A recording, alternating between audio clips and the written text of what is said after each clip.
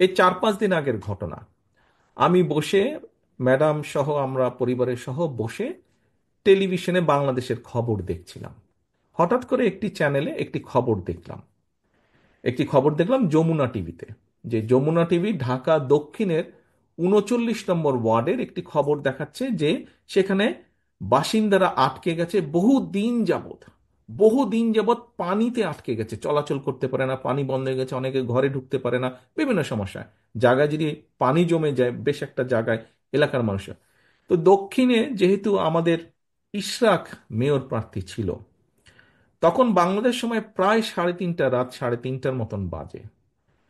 আমি তার মধ্যে ইশরাককে ফোন দিলাম, কারণ সকালবেলা যদি আমি আবার ভুলে যাই, ইশরাককে আমি ফোন দিলাম। আমি বললাম যে ইশরাক, এরকম একটা নিউজ দেখলাম, তো তুমি কালকে একটু যাও, যে বিষয়টা দেখে দেখো কি করা যায়, সমস্যার সমাধান করা যায়। ইশরাক পরের দিন গিয়েছে।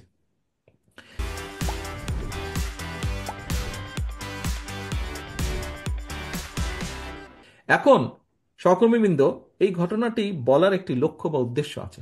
দেখুন, এই মুহূর্তে আমরা জানি যে ঢাকা শহরে বা যেখানেই হোক, যদি প্রকৃত জনপ্রতিনিধি থাকতো, প্রকৃত ওয়ার্ড কমিশনার থাকতো, প্রকৃত মেয়র থাকতো, যারা আসলেই জনগণের ভোটে নির্বাচিত, তাহলে আমাকে কিন্তু ফোন করার দরকার হতো না।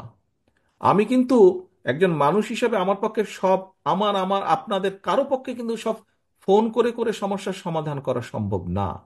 এটিকে আমাদের একটি সিস্টেমে আনতে হবে। এই সমস্যা, জনগণের এই সমস্যার সমাধানকে একটি সিস্টেমের মধ্যে আনতে হবে। আজকে যদি প্রকৃত ওখানে একজন ওয়ার্ড কমিশনার থাকতো, যে কিনা সত্যিকারভাবে জনগণের ভোটে নির্বাচিত হতো, তাহলে কিন্তু আমার ফোন করার প্রয়োজন হতো না।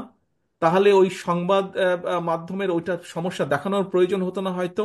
তাহলে ইশরাককে রাত্রে জাগানোর দরকার হতো না, ইশরাককে যাওয়ার দরকার হতো না। ওই ওয়ার্ড কমিশনার নিজের গরজেই সমস্যার সমাধান করত।